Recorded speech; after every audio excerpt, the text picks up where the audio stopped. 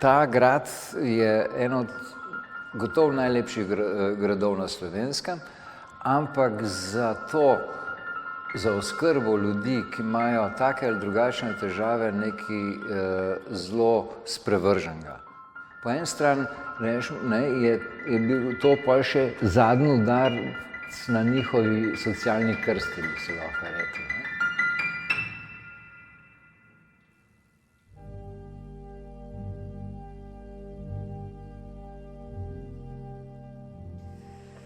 Higienske razmere na začetku so bile, nobenih higienskih razmer praktično ni bilo. Kopanje je sicer bilo tedensko, so se vsi skopali, drugače dnevno pa tako po potrebi je bilo tudi ogromno, ampak dostikrat ni bilo tople vode, ni bilo osnovnih higienskih pripomočkov, tako da na začetku je bilo zelo slabo.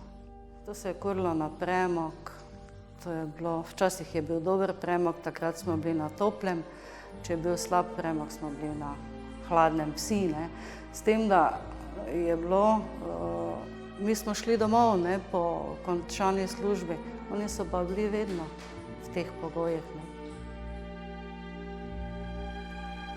To je, bi rekel, sicer velik prostor, ampak v tem prostoru je živelo tudi do 300 ljudi. Tudi več kot 50 ljudi v eni sobi. Brez zasebnosti, brez možnosti odločati o čemerkoli v svojem življenju. Dan je bil že vnaprej splaniran. Na drugi strani je bilo osebje, ki pravzaprav tudi ni vedelo, kaj pravzaprav počne. Lahko bi potegnili paralelo z koncentracijskimi taborišči, ker so tudi nekateri ljudje se znajdli, ne da bi vedeli točno na obeh straneh, zakaj so tam.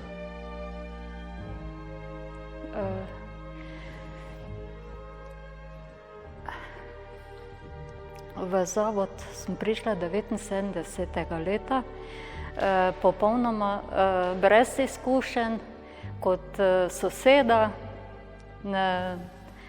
pa tako, kar naenkrat sem začela delati. Pa takrat je bilo meni se je zdelo v redu, čeravno nisem imela ne vem kakih izkušenj, samo začetek je bil bolj težki, pol pa vedno lažje.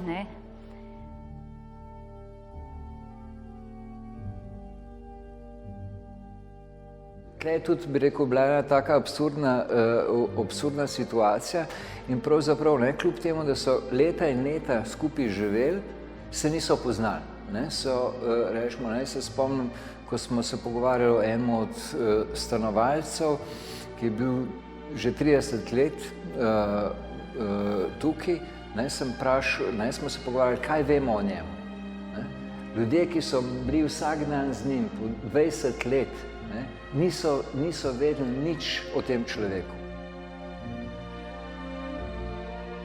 Na splošno smo poznali varovance, samo dotalno pa ne, ker smo o tem bili zelo slabo informirani, niti nismo imeli časa, da bi ne vem koliko se z njimi ukvarjali, pa to ne, ker pa niti nismo bili sposobni dojemati tega, kakva ta oseba, kaj tej osebi manjka, ker nismo bili informirani, pa niti nismo bili poučeni o tem, pa smo na splošno delali, koliko nam je bilo dodeljeno. Ja, varovanci so se imeli, eni so se imeli radi, pa niso smeli imeti tisti, ker so bili, najprej je bilo to, da niso smeli imeti, pol smo jih pa že razumeli, pa ne, tako da so bili neki pari malo, pa dosti pa ne. Možnosti ni bilo na začetku, ker so bili ločeni oddelki, srečevali so se v parku ali pa na dvorišču, ampak so pa bili simpatični, so si bili tudi zaljubljeni, saj so pa tudi našli kakšne kotičke za srečanja, pa nismo omejevali tega. Svojci, nekateri so se zanimali zelo pogosto, nekateri pa nič.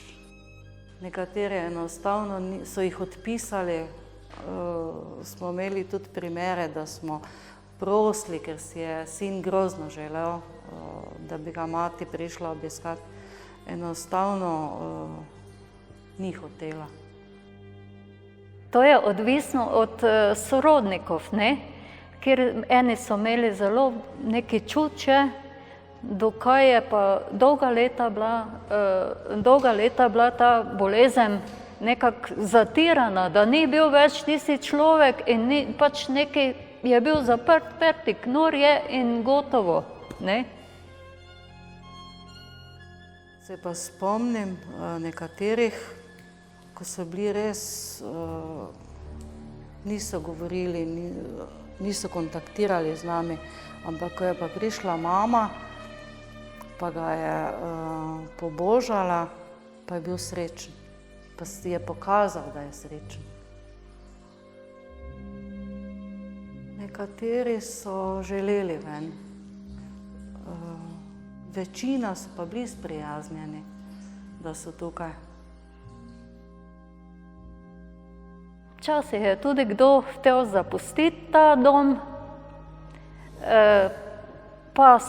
pa je pač po nekih močeh hotel domov, da pride domov, ker ga pač dosti let nihče ni opazil nikjer. Pa so tudi probali čez okne pol, nekaj skokov je bilo, pobegi so pa bili tu okrog tak, včasih so tu doli na meji bili kakšni miličniki, pa so nam javili gor, da nekdo hodi, pa niti sami niso upali do njih, me pa revice, seveda, ženske, pa smo ga kar z lahkoto spravili nazaj. Ja, smrt je bila žalostna, tako kot vedno je prizadelo tudi sostanovalce, pa tudi nas. Na to se nikoli ne moreš navaditi, da je to nekaj vsakdanjega. Ko je bil pa čas za pogreb, so ga pa odpeljali. Če ga niso svojci odpeljali v domač kraj, smo ga pa tu na veliko in se je tu pokopalo. Je bilo pa tako, če je imel svojce, so po želji imeli tudi cerkveni pogreb, drugače smo pa šli delavci, pa stanovalci in je bil pogreb pravzaprav pokop. Rože, kaki venec smo naredili sami, to je bilo tudi vse. Nekdo je žaloval, drugi ne, kak so si bili navezani eno drugega, ne. Zapiranje trat je bilo, bi rekel, velik dogodek in žal zaenkrat še edini. Bi lahko rekli tudi civilizacijski dosežek Slovenije, ne? Nažalost prvi in edini, ampak upimo, da bo zdaj v naslednjem obdobju več takih graščin zaprt. Ta trenutek, ko so se trate zaprle, je bil slovesen trenutek, je bil sloves od nečesa slabega in napoved nečesa dobrega. Je mimogrede, tudi je bilo to en od redkih trenutkov, ko je minister nekaj zaprl, ko ni prišel nekaj odpret, ampak je prišel nekaj zapret. To je bila tak dober obrat. Moje ime je Mijo Postak. Živel sem tu nekaj 10 let. Tu ni bilo slabo, več ljudi je to, ko je 108 ljudi bilo. Živel sem bolj skromno, ampak preživel sem del časa med ljudmi, ki so mi nudili toplote in ljubezen. Ja.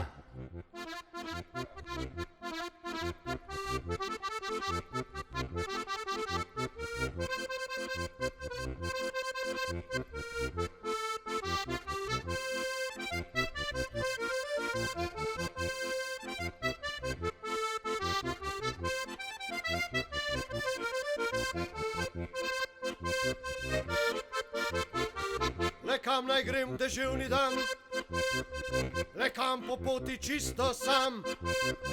Nihče ne čaka me zvečer, nobene luči ni nikjer.